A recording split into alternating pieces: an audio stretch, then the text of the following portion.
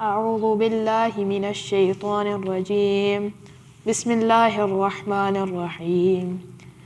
تبارك الذي بيده الملك وهو على كل شيء قدير، الذي خلق الموت والحياة ليبلوكم أيكم أحسن عملا وهو العزيز الغفور، الذي خلق 7 سماوات طباقا ما ترى في خلق الرحمن من تفاوت فارجع البصر هل ترى من فتور، ثم ارجع البصر كرتين ينقلب إليك البصر خاسئا وهو حسير، ولقد زينا السماء الدنيا بمصابيح وجعلناها رجوما للشياطين واعتدنا لهم عذاب السعير، وللذين كفروا بربهم عذاب جهنم وبئس المصير.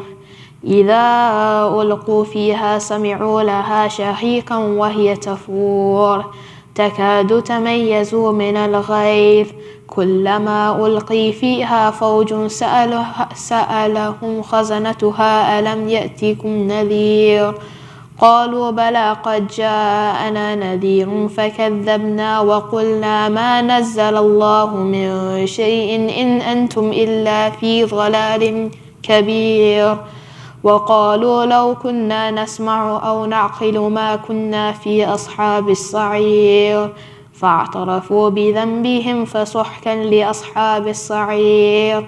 إن الذين يخشون ربهم بالغيب لهم مغفرة وأجر كبير. وأسروا قولكم أو اجهروا به إنه عليم بذات الصدور، ألا يعلم من خلق وهو اللطيف الخبير. هو الذي جعلكم الأرض ذلولا فامشوا في مناكبها وكلوا من رزقه وإليه النشور. أأمنتم من في السماء أن يخسف بكم الأرض فإذا هي تمور، أم أمنتم من في السماء أن يرسل عليكم حاصبا فستعلمون كيف نذير. ولقد كذب الذين من قبلهم فكيف كان نكير. أولم يروا إلى الطير فوقهم صافات ويقبل ما يمسكهن إلا الرحمن إنه بكل شيء بصير. أمن هذا الذي هو جند لكم ينصركم من دون الرحمن إن الكافرون إلا في غرور. أمن هذا الذي يرزقكم إن أمسك رزقه بل لجوا في عتو ونفور. أفمن يمشي مكبا على وجهه أهدى أمن يمشي سويا على صراط مستقيم. قل هو الذي أنشأكم وجعلكم السمع والأبصار والأفئدة قليلا ما تشكرون. قل هو الذي ذراكم في الأرض وإليه تحشرون. ويقولون متى هذا الوعد إن كنتم صادقين. ما ينظرون إلا صيحة واحدة. قل هو الذي أنشأكم وجعلكم السمع والأبصار والأفئدة قليلا ما تشكرون. قل هو الذي ذراكم في الأرض وإليه تحشرون. ويقولون متى هذا الوعد إن كنتم صادقين. قل إنما العلم عند الله وإنما أنا نذير مبين. فلما رأوه زلفة سيئة وجوه الذين كفروا وقيل هذا الذي كنتم به تدعون. قل أرأيتم إن أهلكني الله ومن معي أو رحمنا فمن يجير الكافرين من عذاب أليم. قل هو الرحمن آمنا به وعليه توكلنا فستعلمون من هو في ضلال مبين. قل أرأيتم إن أصبح ماؤكم غورا فمن يأتكم بماء معين. صدق الله العلي العظيم.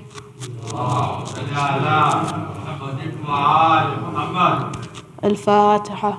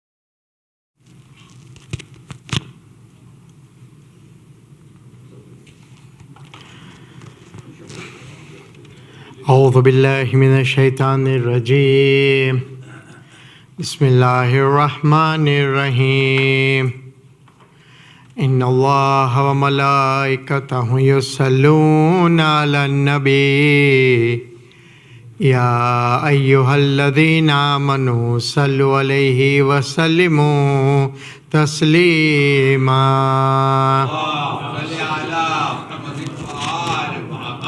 الله أكبر الله أكبر الله أكبر الله أكبر أشهد أن لا إله إلا الله أشهد أن لا إله إلا الله أشهد أن محمدا رسول الله صل على محمد وعلى محمد أشهد أن محمدا رسول الله صل على أشهد أن أمير المؤمنين وإمام المتقين عليا حجة الله أشهد أن أمير المؤمنين وإمام المتقين عليا حجة الله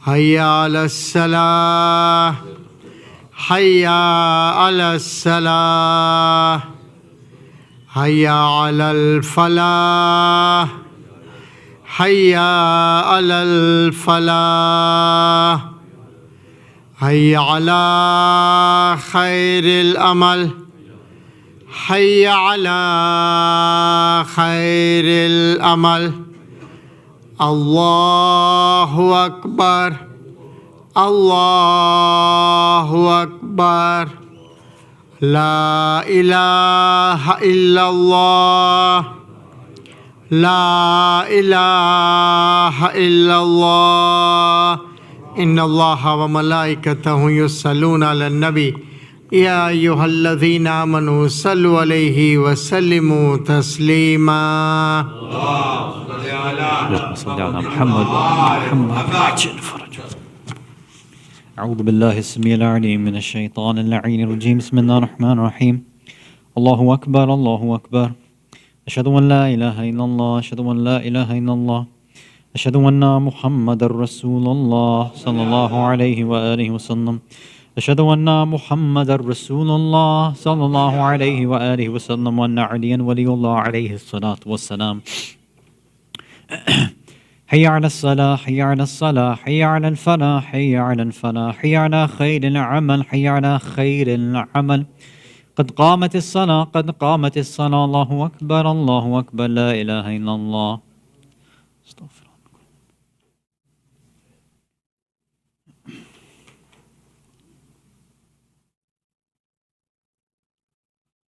Let's try to have the lines set up before the iqamah is announced, after the adhan is done. Allahu Akbar. Bismillah ar-Rahman ar-Rahim.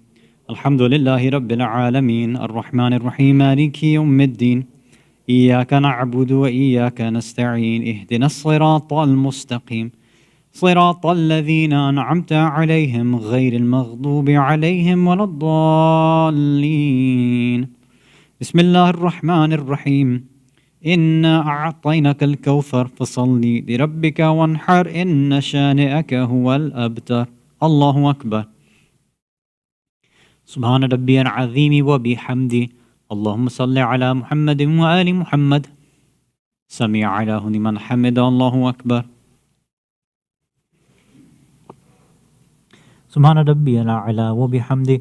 اللهم صل على محمد وآل محمد. الله أكبر. استغفر الله ربي وأتوب إليه. الله أكبر.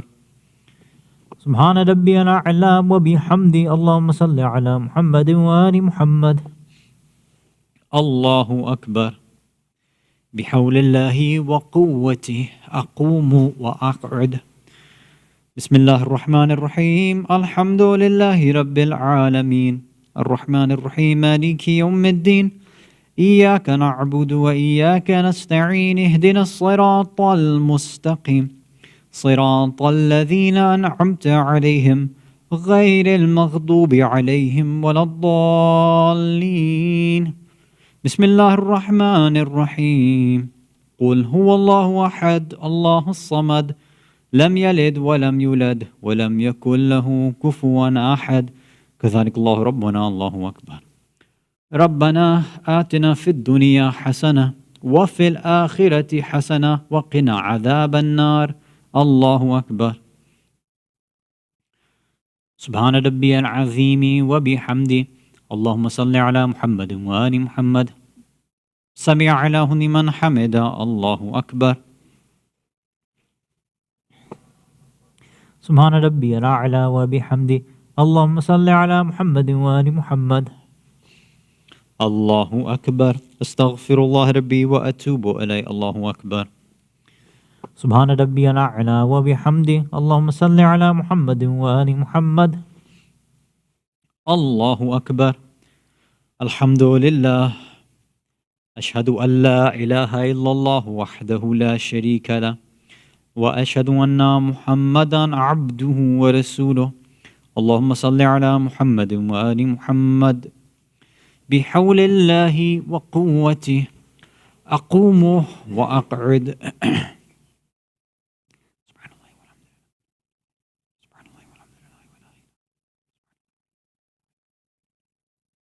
استغفر الله من كل ذنب وأتوب إليه. الله أكبر.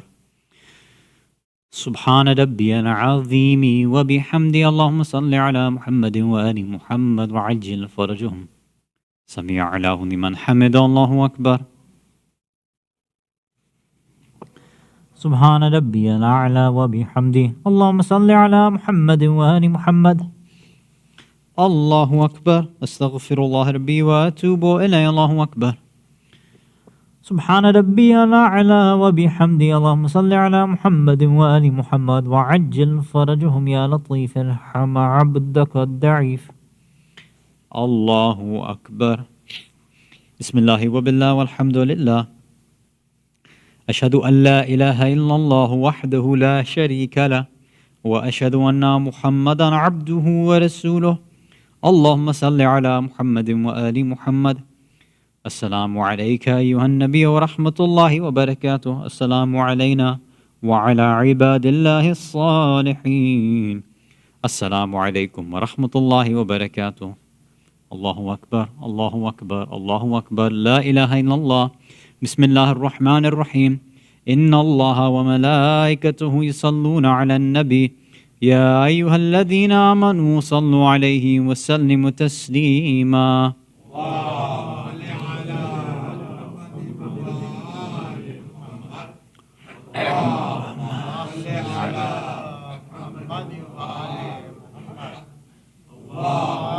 صل على محمد آل محمد وعجل فرجهم.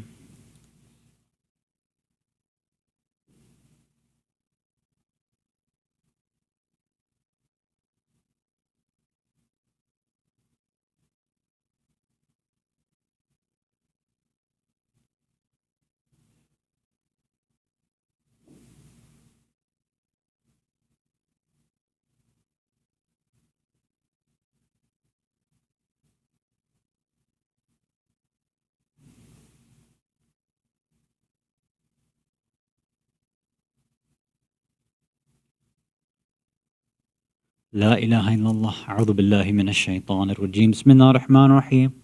أستغفر الله الذي لا إله إلا هو الحي القيوم ذو الجلال والإكرام وأتوب إليه. أستغفر الله الذي لا إله إلا هو الحي القيوم ذو الجلال والإكرام وأتوب إليه. أستغفر الله الذي لا إله إلا هو الحي القيوم ذو الجلال والإكرام وأتوب إليه.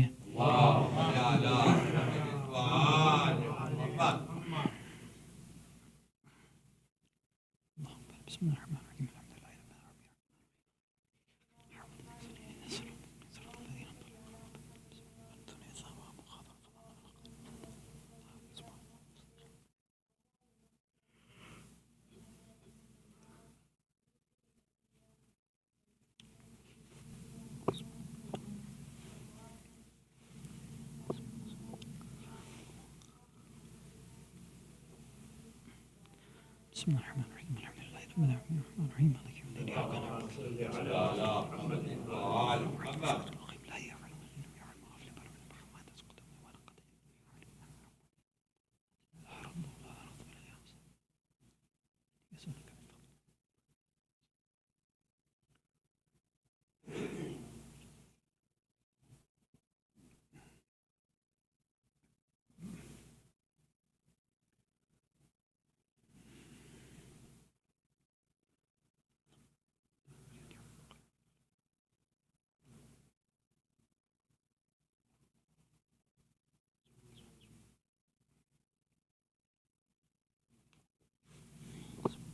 نستعين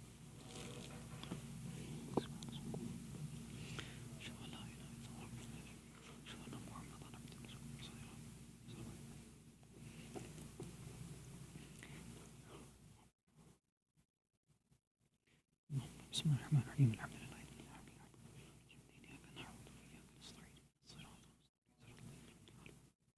بسم الله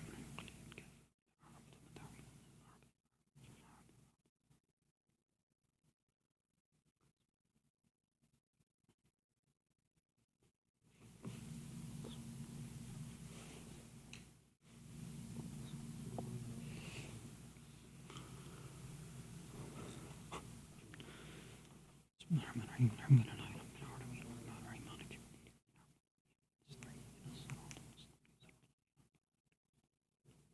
يوم الدين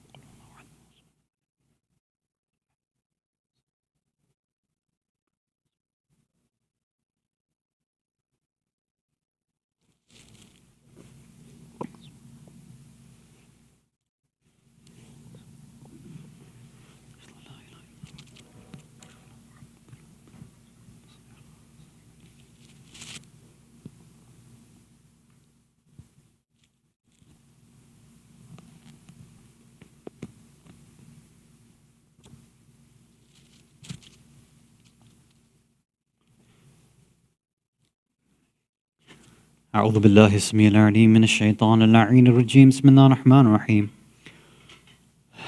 الله أكبر الله أكبر أشهد أن لا إله إلا الله أشهد أن لا إله إلا الله أشهد أن محمدا رسول الله صلى الله عليه وآله وسلم أشهد أن محمدا رسول الله صلى الله عليه وآله وسلم وأن عليا حجة الله عليه الصلاة والسلام حي على الصلاة حي على الصلاة حي على الفلاح حي على الفلاح حي على خير عمن حي على خير عمن قد قامت الصلاة قد قامت الصلاة الله أكبر الله أكبر لا إله إلا الله الله أكبر أعوذ بالله من الشيطان الرجيم بسم الله الرحمن الرحيم الحمد لله رب العالمين الرحمن الرحيم مالك يوم الدين إياك نعبد وإياك نستعين اهدنا الصراط المستقيم صراط الذين أنعمت عليهم غير المغضوب عليهم ولا الضالين بسم الله الرحمن الرحيم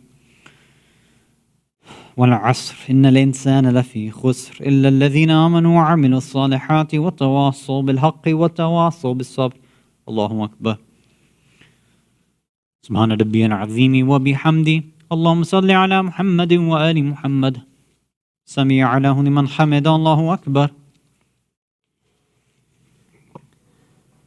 سبحان ربي الأعلى وبحمده اللهم صل على محمد وآل محمد الله أكبر استغفر الله ربي وأتوب إليه الله أكبر سبحان ربي الأعلى وبحمده اللهم صل على محمد وآل محمد الله أكبر بحول الله وقوته أقوم وأقعد بسم الله الرحمن الرحيم الحمد لله رب العالمين الرحمن الرحيم مالك يوم الدين إياك نعبد وإياك نستعين اهدنا الصراط المستقيم صراط الذين أنعمت عليهم غير المغضوب عليهم ولا الضالين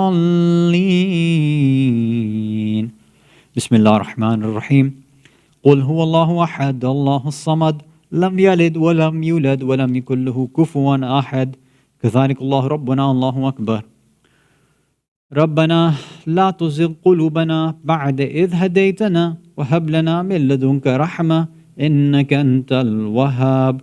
الله أكبر. سبحان ربي العظيم وبحمده. اللهم صل على محمد وآل محمد. سمع له لمن حمد. الله أكبر.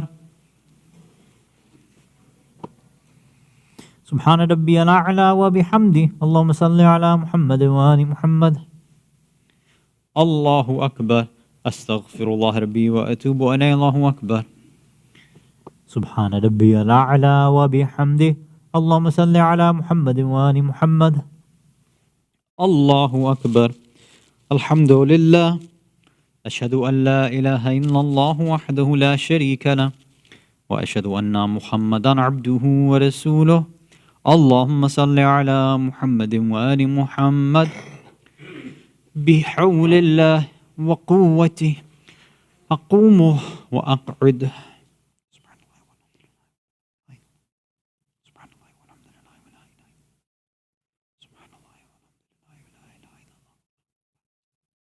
استغفر الله ربي وأتوب. الله أكبر.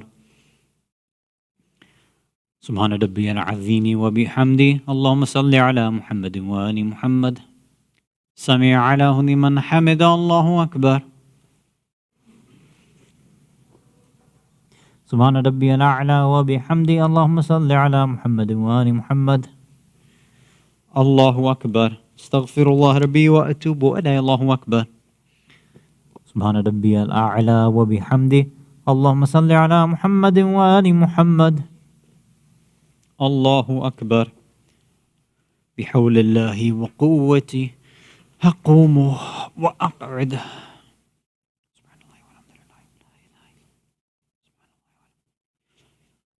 سبحان الله والحمد لله ولا إله إلا الله والله أكبر.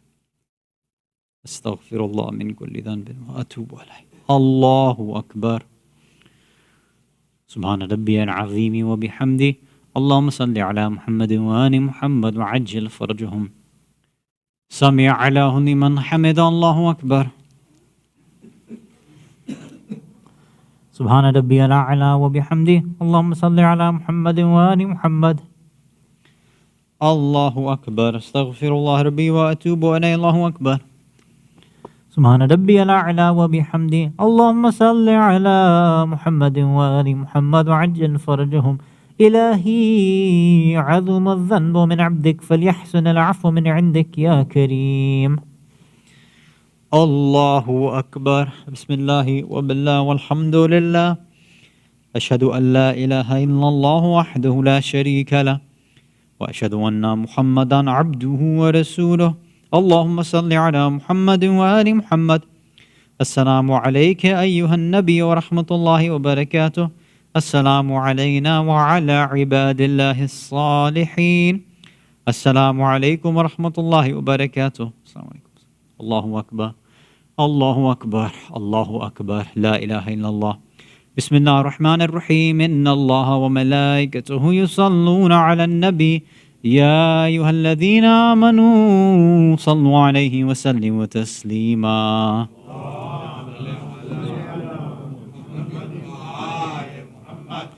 اللهم صل على محمد وآل محمد. اللهم صل على محمد وآل محمد وعجل فرج.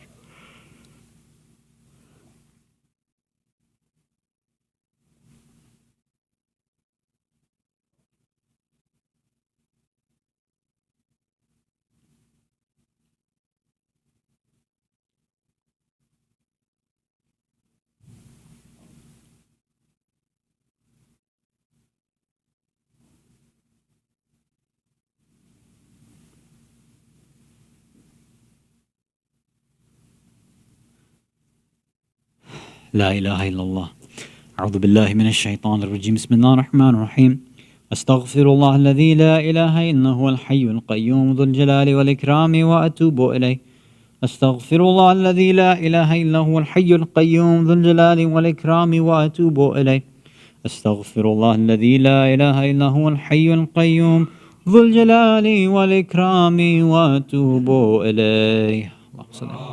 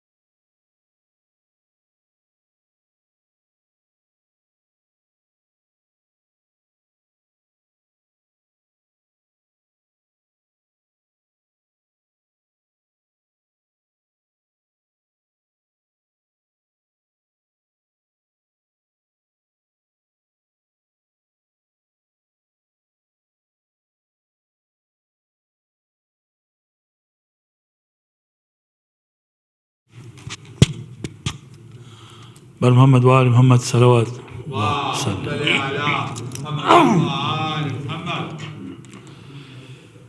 جب مجھے آپ کے قاتل نے ہے مارا بابا، جب مجھے آپ کے قاتل نے ہے مارا بابا، ہر تماچے پہ سکینہ نے، ہر تماچے پہ سکینہ نے پکارا بابا، جب مجھے آپ کے قاتل نے ہے مارا بابا، مجھے بالوں سے پکڑ کر ہے تماچے مارے، مجھے بالوں سے پکڑ کر ہے تماچے مارے، میں نے سرشمر سے مانگا جو تمہارا بابا، جب مجھے آپ کے قاتل نے ہے مارا بابا، وہ جو در آپ نے تحفے میں مجھے بخشے تھے، وہ جو در آپ نے تحفے میں مجھے بخشے تھے، ان کو بے دردی سے ظالم نے اتارا بابا، جب مجھے آپ کے قاتل نے ہے مارا بابا، آپ کے سینے پہ آرام سے سونے والی، آپ کے سینے پہ آرام سے سونے والی، سو کے اب خاک پہ کرتی ہے گزارا بابا، جب مجھے آپ کے قاتل نے ہے مارا بابا، ساتھ رہواروں کے دورایا گیا ہے مجھ کو، ساتھ رہواروں کے دورایا گیا ہے مجھ کو، چور زخموں سے بدن میرا ہے سارا بابا، جب مجھے آپ کے قاتل نے ہے مارا بابا، بر محمد وآل محمد صلوات.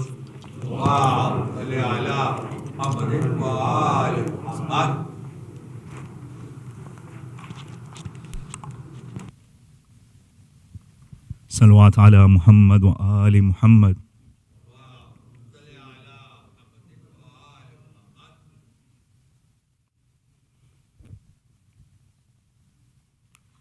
ایک اور صلوات پڑھیے محمد و آل محمد.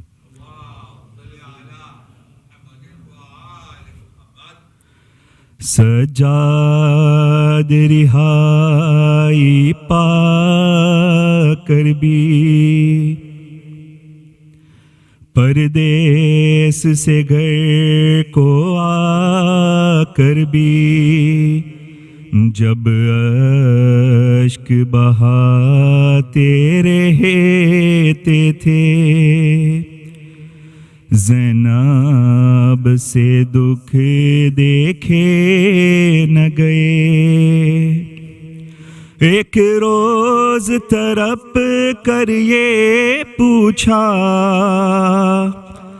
کہ سجاد تو کب تک روئے گا؟ اس وقت میرے مولا نے کہا، اس وقت میرے مولا نے کہا، اماں ہے اپنے مقدر پر صغرا کے سوالوں پر، اماں ہے اپنے مقدر پر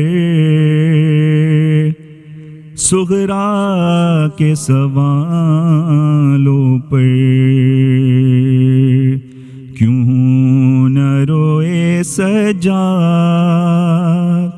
کیوں نہ روئے سجاد، کیوں نہ روئے سجاد، کیوں نہ روئے سجاد، کیوں نہ روئے سجاد، کیوں نہ روئے سجاد۔ تم چھپ چھپ کر ہوں روتی ہو، میں روؤں تو کیوں کہتی ہو؟ تم چھپ چھپ کر ہوں روتی ہو، میں روؤں تو کیوں کہتی ہو؟ رویا نہ کرو اے لال میرے، بھائی کو گوا کر بیٹھی ہوں، معصوم بہن کو زندہ میں جو چھوڑ کے تنہا آیا گئے، کیوں نہ روئے سجاد؟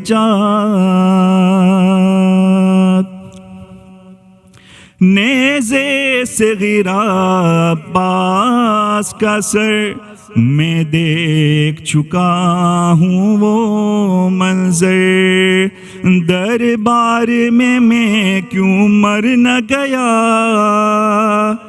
جب نام تمہارا لے لے کر کہتا تھا لئی زینب ہے کہاں، لے آؤ یہاں پر بے چادر، کیوں نہ روئے سجاد، کیوں نہ روئے سجاد، کیوں نہ روئے سجاد۔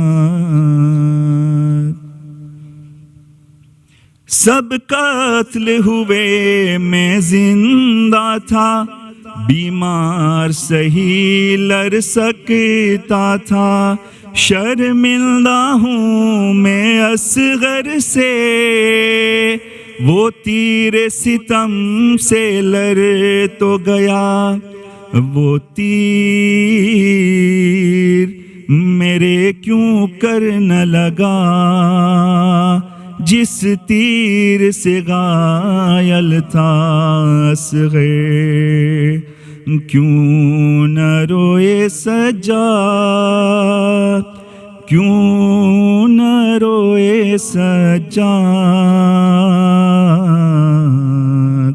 کیوں نہ روئے سجاد۔ سر تشت میں تھا بابا کا رکھا اور تخت پہ قاتل بیٹھا تھا دندان مبارک پر ان کے خوش ہو کے چھری وہ مارتا تھا افسوس میں کچھ بھی کر نہ سکا اب تک ہے اسی سے درد جگر کیوں نہ روئے سجاد کیوں نہ روئے سجاد کیوں نہ روئے سجاد الفاتحہ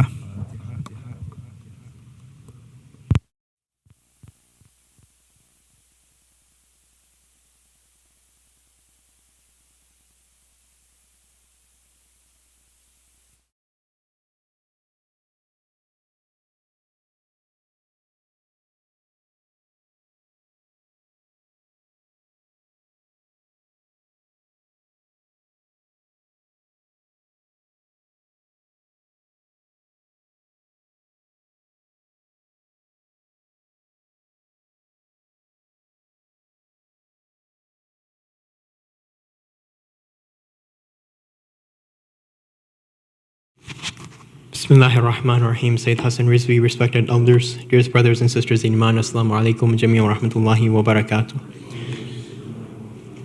Surah Fatiha is requested for all marhumin listed on the screen, as well as all other marhumin. Surah Mubarak al-Fatiha.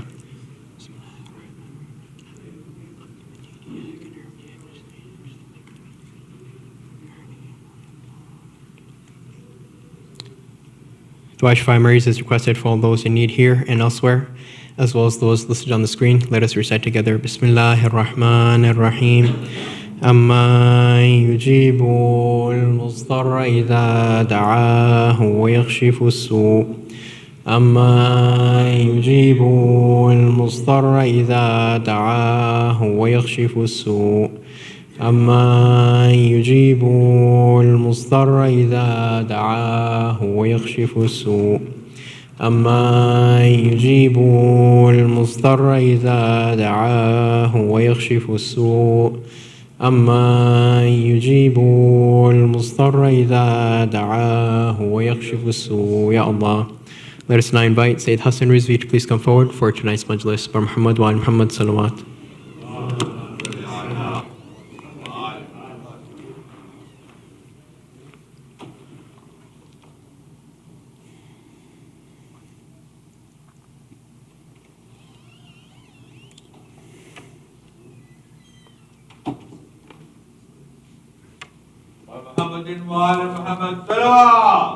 اللهم صل على محمد وآل محمد.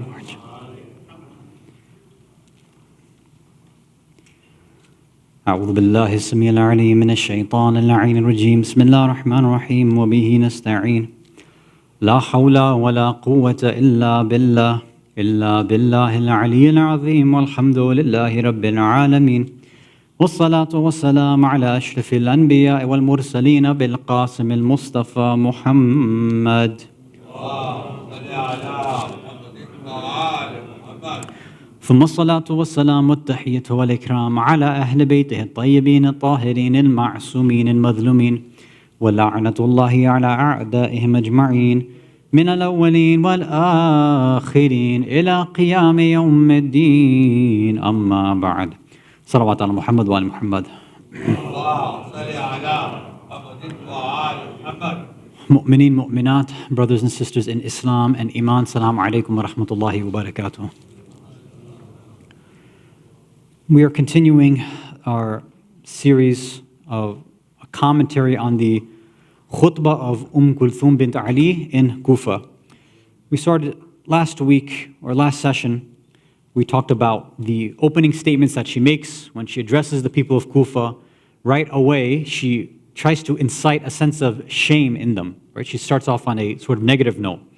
And we talked about how that this idea of kind of directly criticizing and starting in a negative way is supposed to awaken someone's inner conscience, to get them to be more self-reflective and to see that if somebody is referring to me and criticizing me and objecting to me in a certain way, what is that quality that's within me? Rather than, as many of us might do sometimes when people maybe explain or bring to attention our negative qualities, we immediately start questioning their delivery and their method and things like that.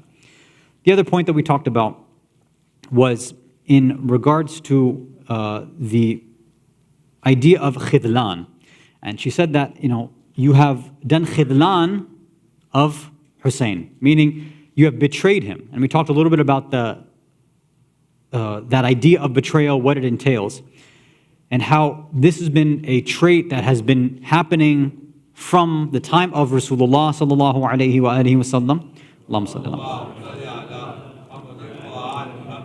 And then to each subsequent Imam, obviously culminating in a very specific and shadid way with Imam Hussein in Karbala, that people would give their word, they'd give their bay'ah, they'd promise to do something, they'd invite the Imams, the members of the Ahlul Bayt, and then they'd betray them. So he talked a little bit about what that means and how that's used in the framework of the Ahlul Bayt. So we want to move on with the next lines. So after she says, Ya al-Kufa, su'an lakum, shame on you, or evil be upon you, ma lakum khadaltum Husayna. What is the problem with you? What's the matter with you that you have done this khidlan and betrayed Hussein? Then she says, wa qataltumuhu, and you've killed him. What's the matter with you? And that you've killed him. Wan tahabtum amwalahu, and you have plundered and looted and stole his wealth. Wa warithumuhu, and you've inherited his wealth, his property. وَسَبَيْتُمْ نِسَاءَهُ, and you've made his women prisoners. وَنَكَبْتُمُوهُ, and you've brought upon them a great calamity and catastrophe. So we're going to try to focus on these lines for tonight with the salawat ala Muhammad wa ali Muhammad.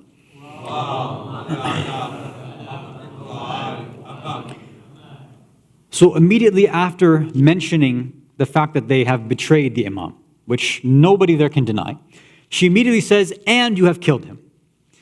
We alluded to this last time, that now after mentioning that you've betrayed the Imam and you've killed him.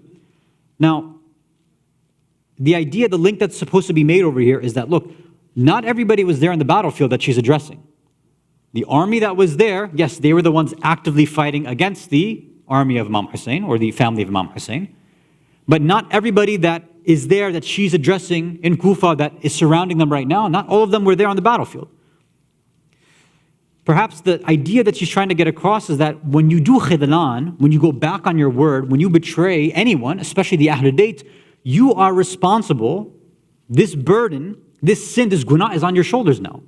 All the results now, all the athar, all the nata'ij, the conclusions are because of this. So yes, you didn't physically go out with a sword and arrows and on your horses and part of the army. You didn't go out and physically kill Imam Hussein.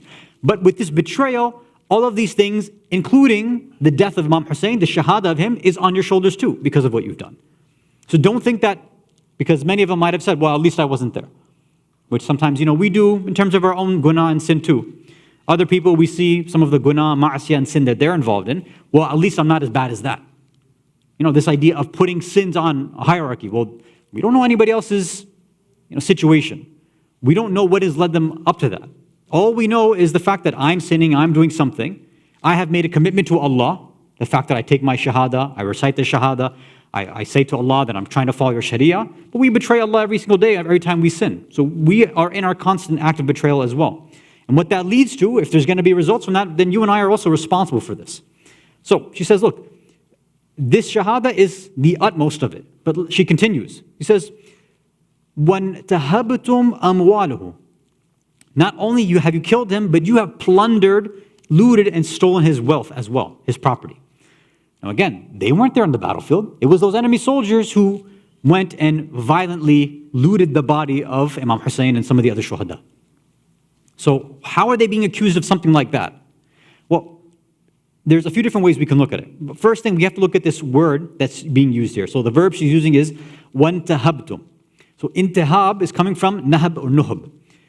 So it's being translated here as looting, plundering, something like that. Now, when we hear a word like that, to our minds, we're just thinking, okay, it's robbery, it's theft. They've stolen the Imam's property, his property. But there's a very specific reason why translators and commentators will say that no, plundering and looting is the way you translate this word, not theft or robbery, because that's a different thing altogether. Even in English, theft and robbery should bring some ideas to our mind. Looting and plundering is a different thing altogether. When you think of, let's say, riots in the street, what word comes to our mind? Plunder, looting, right? When you think of what happens on a battlefield, you think of theft or robbery, or you think of plundering, looting, right? So the nature of what's being understood with this idea of looting and plundering is different. And that's why this word nahab or nuhaba is being used. Because this idea of looting, plundering, or pillaging, that's another English word, there's a specific context to it. So I want to explain the Arabic a bit more. If you can recite a salawat ala Muhammad wa ala Muhammad.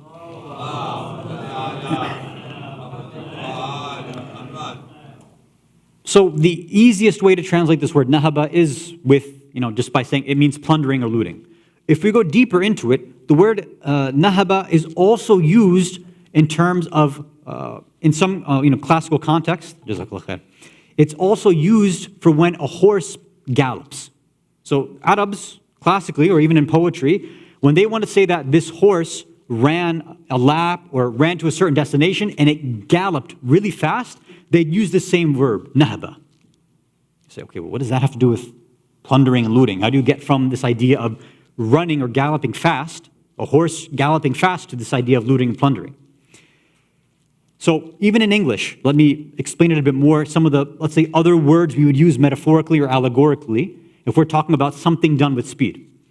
Let's say, if any of you are into, let's say, Formula One or rally or any of these sort of, races, when you want to talk about a car moving quickly and finishing a lap or finishing the track fast, you'll say it tore through it, right? It tore through this lap, or it tore through the track, right? Well, we use something like that. So there's this idea that there's such speed and precision done that almost nothing else is being considered, right? This was like the only target, the only goal. That's where this speed is coming from. There's, in a sense, also this chaotic nature to it too, right? And that's what's being discussed over here when we're talking about looting. When you're in a situation of war, when there's chaos in the streets, that's where looting, pillaging, and plundering happens. There's no positive connotation to any of these words, right? There's no positive looting, positive plundering, or pillaging. It's always used in a negative context. And it's not somebody doing it in a very calm or quiet way. Somebody who's shoplifting can be very calm and slow and tempered about it. Somebody who's stealing, let's say, millions of dollars, let's say, or embezzling money, they can do so in a very sort of fancy, slow, tempered way. But looting, plundering, pillaging, it's a very specific, chaotic idea that's in our mind, right? Imagine, again, think about what happens after certain things happen in, you can imagine, let's say, Occupy Wall Street, after certain, BLM protests, things like that, when shops were destroyed, ransacked, and attacked, and pillaged, and plundered, and looted there. Was this being done with any sort of organization or any thought in mind?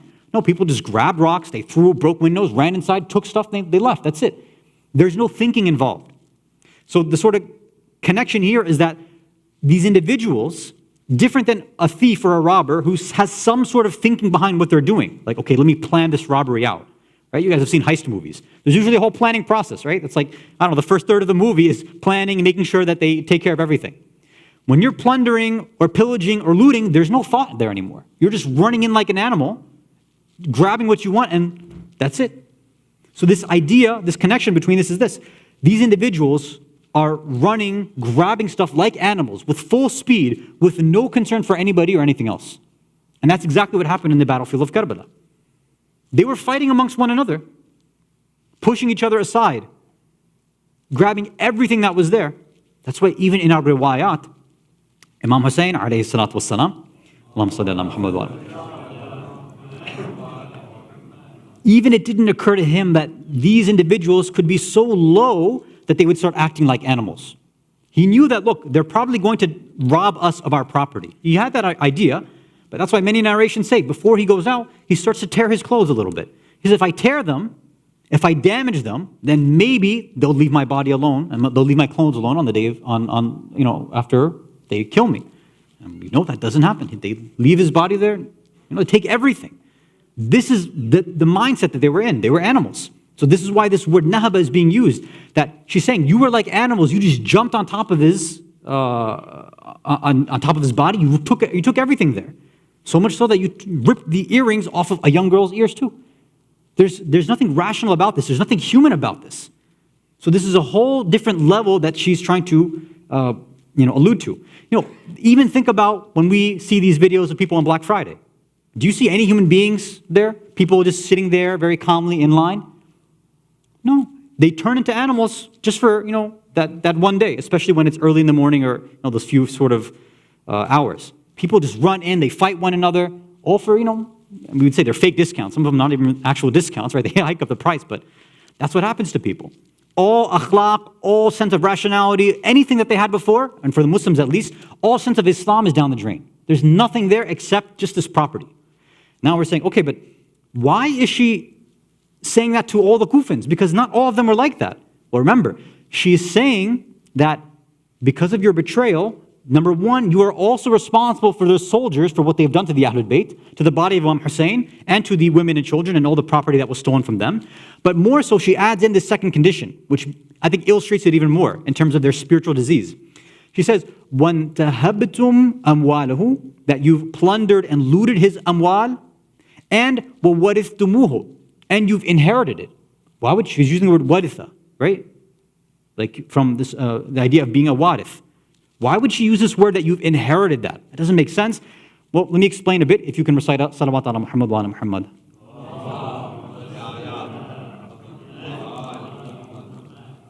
If we were just reading this translation, I guarantee, to me it didn't make sense too. She's saying you've looted and plundered the property and wealth of Hussein, and you've inherited it. Like, what? Like, why would you add in that word? Think of this illustration. Again, so poetic in the way she's approaching it. Just look at the illustration she's saying. Most of us have this understanding. How do people act when inheritance is being discussed? When a loved one, even a loved one, passes away, what happens in that room among sometimes family members? Even 5 minutes before that individual passed away, right? Let's say a parent passes away or a grandparent passes away. Everybody's crying, they're in a state of mourning, and they're sad. But the minute the will comes out, then you see what happens. Many people, they turn into animals. Even people who are already in extreme wealth, I'm sure you guys have seen enough TV shows to see what happens, especially people who are involved in the corporate world, and they're about to inherit a company or parts of a company or stocks and things like that. These individuals who themselves are already millionaires or billionaires, because more millions and billions are about to be divided right now, they turn into animals there too. Somebody has just left the world, a supposed loved one has left the world 5 minutes ago, but immediately they turn into animals. So she's like, you're acting like you're inheriting all this stuff, that this is your haqq, this is your right. That's why she's saying you've looted this stuff and you are acting like this is your inheritance, that this is your haqq and right. Isn't this the language that sometimes we end up using when we're actually not going after something that's our right, but because of that greed that's within us, we say, this is my haqq, I deserve this. This is what I've done X, Y, Z. I took care of her, I took care of him. I should get more than you. It doesn't matter what's in the will. And we start just making up all these random ideas. All the Islamic fiqh goes out the door. All the akhlaq, all that love that we had for family is out the door. Why? Just for a couple extra dollars, or in some cases maybe a few thousand, a few million, whatever it is. Any sense of akhlaq, any sense of connection, any silatul raham is gone. All for a little bit of wealth and money, right? My haqq, my rights, my kids, this was my this and that. She's saying, look, this is the way you're acting too. You jumped on the body of the Imam, you attacked his family, you took their things, and you're acting like this is what you owed. And a part of this has to do with, if you remember when we discussed, I think last year or 2 years ago, the reason that some of these people of Kufa wrote letters to Imam Hussein in the first place. One of the reasons, or one of the groups, the reason they wrote letters is because they were suffering under the economic policies and the blowback from Muawiyah and now under the time of Yazid. Because of the policies of Muawiyah, abusing Baytul Mal, using it for bribery, he wasn't giving it out to those who were in need, the fuqara, masakin, people who weren't doing economically well. Right? The Baytul Mal, the Islamic sort of finance or welfare idea, so that people wouldn't be in these states under the previous the real imams, these sort of situations were being slowly resolved. But as soon as Muawiyah comes in power, then kind of all hell breaks loose and money's just gone. So people now in many areas are suffering. And we talked about how not everybody who wrote a letter to the imam was saying, yes, you are the rightful khalifa, come and lead the revolution here. Some of them were just saying, we don't like Yazid's continuation of Muawiyah's bad economic policies because now my bread and butter is being affected. So Hussein, you come over here and fix that. That was their reason. It was just, again, what we'd say social justice, economic reasons. You come here, fix that so that the Baytul Mal comes back to us. So that, and again, I'm not saying it's completely wrong. I mean, some of us, if we're not doing well economically and financially, maybe that's in the back of our mind one of the reasons why we say to the 12th Imam, al-ajal, al-ajal. Not because we want to see Islam established in the world, not because we want to see dhulm go away, not because we want to see, the zalimeen wiped out, because, well, Imam, I'm not doing so well. If you come, then, maybe I'll get a job in your government, or I don't get a better position, or maybe I'll do financially well. Something like that. Again, it's partially selfish. And of course, the Imam will take care of those who deserve to be taken care of, no doubt. But it's a much lower level. It's a very materialistic way of approaching the haqq of the Imam and what they're designed for. And that's what some of the Kufans were doing. So, what Kulthum is calling out is that you think that you're inheriting all this stuff, that because now Hussein has died, you betrayed him. Umar ibn Sa'd, Ibn Ziyad, all these individuals, they start promising you wealth through bribes or saying, hey, if you remain neutral, if you rescind your invitation in your letter and your bay'ah to Hussein, then all will be forgiven, and then we'll give you some of this. We'll take care of you. If you remember, we talked about Ibn Ziyad's first speech as he came into Kufa. He said, look, I can be a very benevolent father to you, or I can put a sword to your throat. You can decide. He's like, look, Yazid has given me the ability to take care of everybody here. Meaning he said, look, all that money that we stole, yeah, I can give some of it back to you. If your concern is just financial, don't worry, we'll take care of you, but just make sure you don't obey Hussein. So now Kulthum's calling that back out. You think that mal, that property, that wealth, that financial situation was your right, that you inherited it, that, okay, this person has lost the war, so now we can do things like this? He said, no, this is not it. This is not your haqq. This is not your right. You betrayed the Imam. You don't deserve any of this. Any of the spoils of war that you get are all from the blood of Imam Hussein. Salawat ala Muhammad wa ala Muhammad.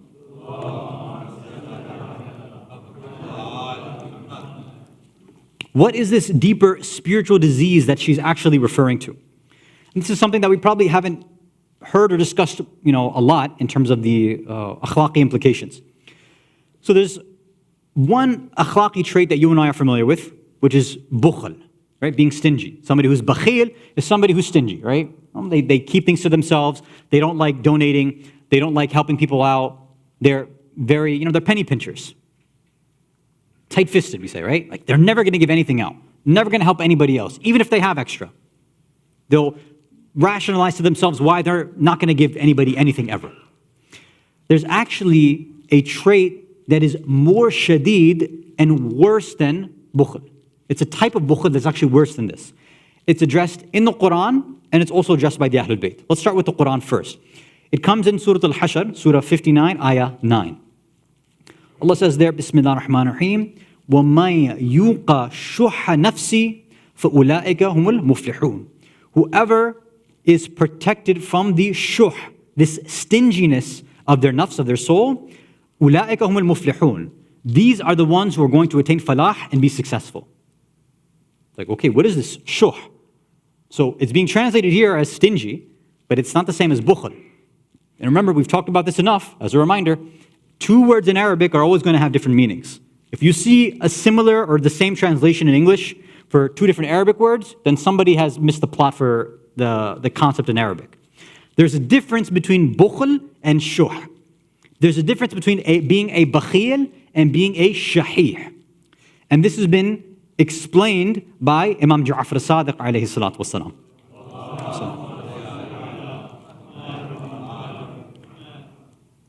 Once he was performing tawaf all night. So he started it pretty much at the beginning of the night, all the way up until morning. He was doing tawaf around the Kaaba.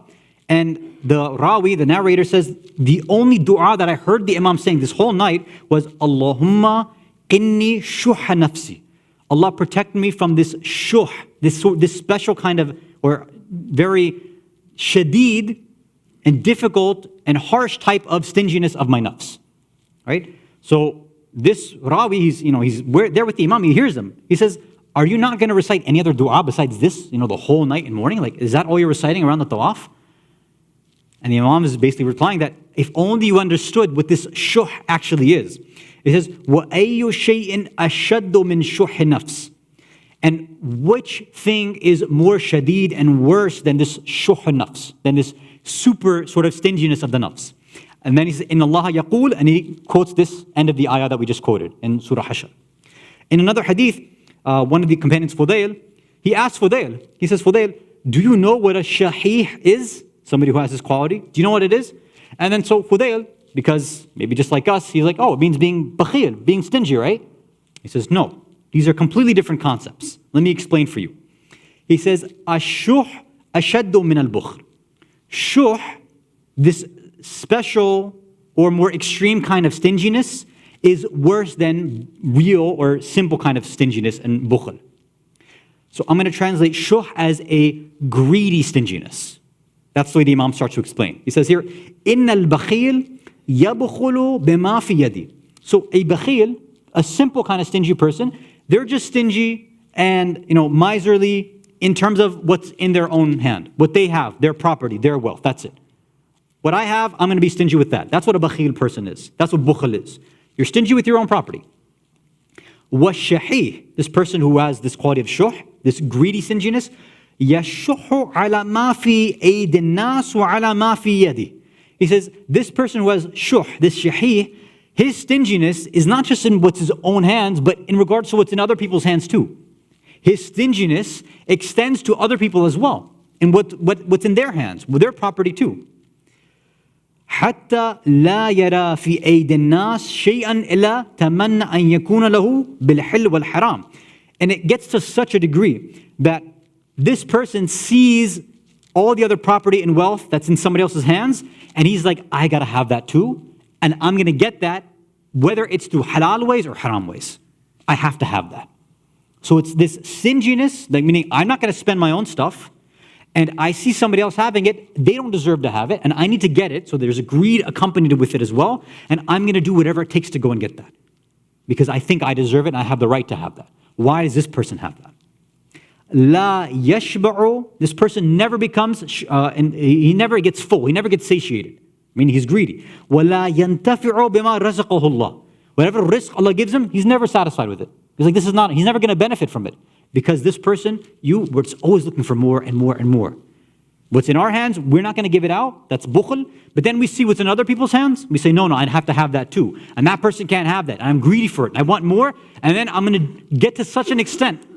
That disease will be so ingrained in my heart that I'll do whatever it takes to get that. I'll break whatever norms that there are in society. Whatever halal and haram is, it doesn't matter to me anymore, because the apple of my eye, the only thing that I'm worried about is getting that specific thing. So now, what we're talking about over here, what Kulthum is saying is that, look, this idea of just being financially stable, even there, for these individuals, they had a risk that was provided for them. But it wasn't enough. They got to such a level of greed, and all the Kufans had it to different levels. The ones who were on the battlefield had it to one degree. The ones who were advising their husbands not to go and support Muslim ibn Aqil and Imam Hussein were a different degree. The men who themselves were cowardly, they had it to a different degree. And even the Imam himself in the battlefield, right? If you remember, Imam Hussein, alayhi salatu wassalam,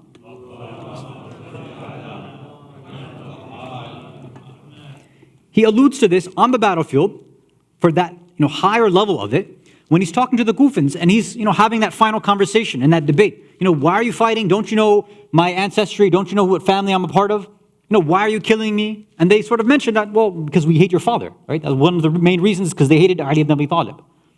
And then the Imam, in part of that line, says, قَدْ مُلِئَتْ بُطُونَ مِنَ الْحَرَامِ. He said, your insides are filled with haram. When we hear that line, some of us have learned and described that as just they ate haram food. That's just one part of it. But the way that you get to haram food is through this quality of shuh. You have to have a greed to break the halal and haram, to not care about Islamic law anymore, so that haram food enters into you. It's not like these people were running around eating pork, but maybe they needed more food. Whatever they had wasn't enough. Umar ibn Sa'd is a perfect example, la'anatullah alayh. He was a very well-known individual. Some describe him as a hafidh of Quran, a faqih, somebody who was quote-unquote religious. But you see, whatever he had, whatever status, maqam, his taqwa level wasn't enough for him. He said, I need land as well. I need power. I want to be a governor. I want to have control over other people. And he himself, he was being honest too, which to his credit, I guess, in a sense, is almost a good quality, right? He says, look, I just need to have control of some land. I need to be a governor, a landowner. Ra'i needs to be under my control. He's like, I know what I'm doing is probably going to lead me to hellfire, but what can I do? This is how bad that sort of greed can destroy us from the inside. When I say inside, I mean spiritually. That those red lines, which we've grown up with, which we've been inculcated with, which in any other situation we'd say, no, I'm not going to do something haram just to get a few extra bucks. I'm not going to, do this haram thing to get a little bit extra food. But sometimes, a little white lie here and there, a little bit of lying on tax returns, a little thing, whatever, it's not a big deal. For what? Just for a little bit extra. Because what we're saying deep down is, Allah, what you've given me, it's not enough. I can't survive off that. It's not enough. I need more.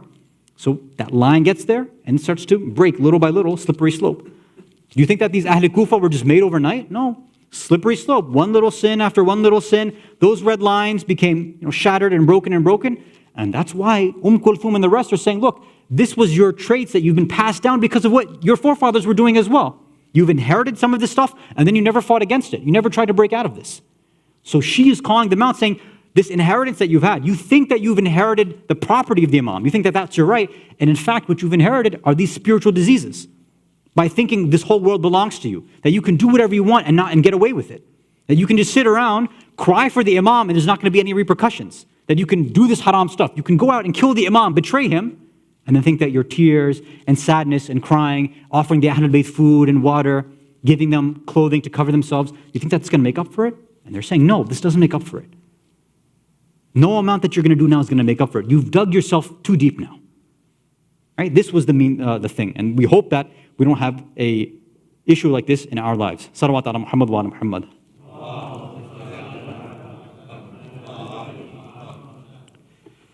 Inshallah, next session or tomorrow night, we will continue with the next lines where she says, وَالسَّبَيْتُمْ نِسَاءَهُ وَنَكَبْتُمُوهُمْ, that you've made our women sabi, you've made them prisoners, and that you've put this nakba on them, this catastrophe and calamity. Right? What is being addressed over here?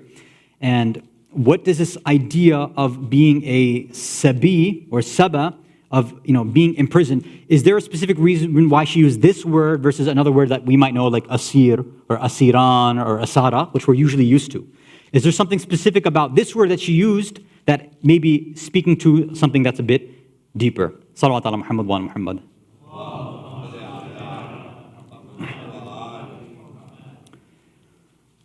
Tonight, the 30th of Muharram, is around the time where the Ahlul Bayt, the Ahlul Haram, the family of Rasulullah, the women and children of Imam Hussein now have finally reached Sham.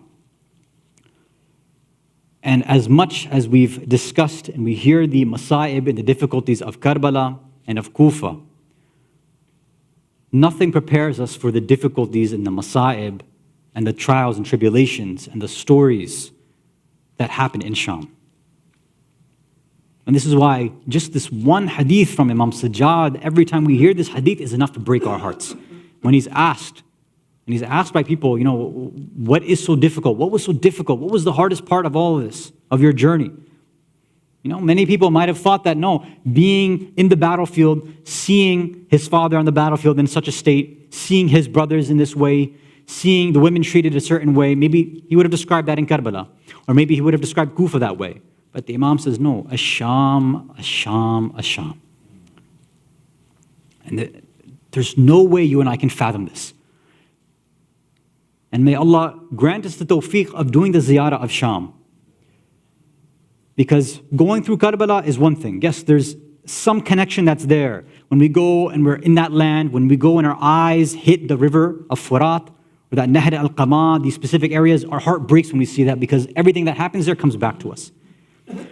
But I tell you, from personal experience, there's nothing that will ever compare to you no feeling that can ever replace when you yourself walk through Bazar-e-Sham. I want everybody to go one day, go to Sham and walk through that bazaar. See how individuals, while you see these modern day individuals in these Ziyarat groups, they have their julus, they come together, they go through their lines, they're doing matam, and they're passing by. And what you see still to this day, people, their stores are there, they open up, they look outside, what's happening? People on their balconies are looking down, they're smiling, they're laughing. What has changed? And this is just a small amount of what you might see if you go there. Now, I want you to understand how difficult it was when the Ahlul Bayt are in Sham. That all throughout their trip and journey to Sham, the Imam tells us that as we were going, every time we wanted to cry and shed tears, all we wanted to do was cry and do a little bit of aza for our lost, the Shohada. Every time we would try to shed tears and we would cry for Hussein or for Abbas or Akbar or Qasim or An or Muhammad or anyone, they would take their spears and begin beating us on the head. When we come outside, when we finally reach Sham, and he says, this is the reason why Kufa was not as bad. When we were in Kufa, you see the people, their hearts were at least inclined to us. Yes, we felt people, both of them betrayed us. But the people in Kufa, when we were paraded through the streets, they were not cheering. They were not dancing and singing. People in Kufa, they were trying to give us water. They were trying to give us food. They were shedding tears there for us. But when we were being passed around and being pushed around in Sham, the heads of the Shohada, the heads of our family was in front of us. The whips were still around us. The spears were being hit on our heads whenever we would cry for the Ahlul Bayt, whenever we would cry for our Shohada. The people were looking at us. They were screaming in a happy way. They were cheering. There was music being played. They were dancing around. They were singing. People were happy to see the state that the Ahlul Bayt that we were in. Instead of us being given cool water to drink, they said that boiling water is being poured on our heads. And they say that to such an extent that boiling water is poured on the head of the Imam with his amama on there, and he had to take off this amama because it almost caught on fire, and that's how bad it got. On one sense, you see the Imam's head is burning because now boiling water is there. Another sense, the iron collar is still there burning the neck of the Imam. And finally, when they reached that gate, the palace of Yazid, they're meant to wait outside. Kulthum herself reports that they took the head of Hussein, they placed it on that gate, and they placed us there, making us look and forcing us to stare at the head of Hussein. She said, I called out, Ya Rasulullah, Ya Rasulullah, look at the head of Hussein. It's just hanging here. Every time you want to cry for it, they come and they beat us, they whip us, and they hit us on the head. La'natullah ala qawmi zalimin wa saya'lamu alladhina zalamu wa munqalibin yanqalibun. Inna lillahi wa inna ilayhi raji'un. Ridan bi qada'ihi wa tasliman li amri. Matam Hussein.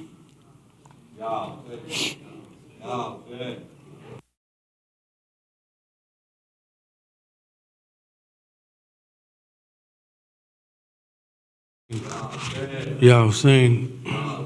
Ya Hussein. Ya Hussein. Ya Hussein. Ya Hussein. शाम के जिंदान में, शाम के जिंदान में, शाम के जिंदान में, शाम के जिंदान में, याद जब बाबा की आई, याद जब बाबा की आई, शाम के जिंदान में, शाम के जिंदान में, शाम के जिंदान में, शाम के जिंदान में, याद जब बाबा की आई, शाम के जिंदान में, शाम के जिंदान में, शाम के जिंदान में, शाम के जिंदान में, आए बाबा کہ بچی سو گئی. ہائے بابا ہائے بابا کہ بچی سو گئی.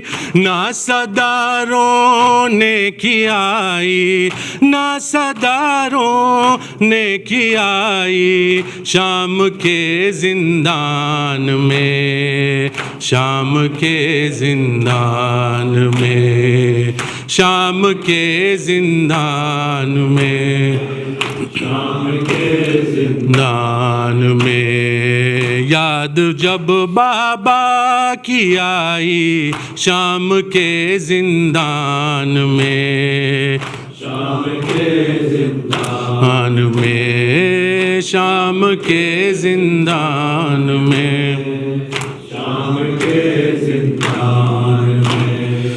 پوچھا سغرا نے سکینہ کو تو زینب نے کہا. پوچھا سغرا نے سکینہ کو تو زینب نے کہا. میں سکینہ چھوڑ آئی میں سکینہ چھوڑ آئی شام کے زندان میں شام کے زندان میں شام کے زندان میں شام کے زندان میں. یاد جب بابا کی آئی شام کے زندان میں شام کے زندان میں شام کے زندان میں شام کے زندان میں. باپ کا سر پا کے ایسی چپ ہوئی کہ پھر کبھی باپ کا سر پا کے ایسی چپ ہوئی کہ پھر کبھی. نہ صداروں نے کیائی نہ صداروں نے کیائی شام کے زندان میں شام کے زندان میں شام کے زندان میں شام کے زندان میں. یاد جب بابا کی آئی شام کے زندان میں شام کے زندان میں شام کے زندان میں شام کے زندان میں. باپ کا سینے پہ سر رکھ کے جسے آتی ہے نیند باپ کا سینے پہ سر رکھ کے جسے آتی ہے نیند. جانے کیسے نیند آئی جانے کیسے نیند آئی شام کے زندان میں شام کے زندان میں شام کے زندان میں شام کے زندان میں. یاد جب بابا کی آئی شام کے زندان میں شام کے زندان میں شام کے زندان میں شام کے زندان میں. ہائے مر کے بھی سکینہ کو رہائی نہ ملی ہائے مر کے بھی سکینہ کو رہائی نہ ملی. بائی نے تربت بنائی بائی نے تربت بنائی شام کے زندان میں شام کے زندان میں شام کے زندان میں شام کے زندان میں. یاد جب بابا کی آئی یاد جب بابا کی آئی شام کے زندان میں शाम के जिंदान में, शाम के जिंदान में, शाम के जिंदान में। सूरत मुबारक अल-फातिहा।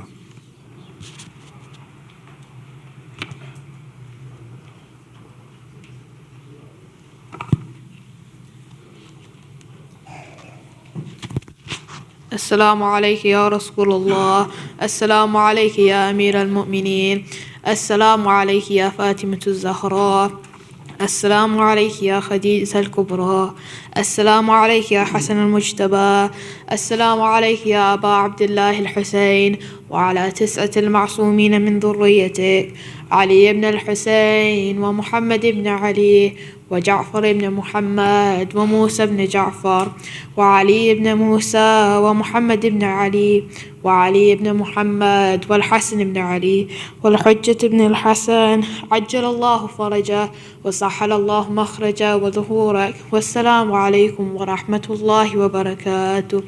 بسم الله الرحمن الرحيم.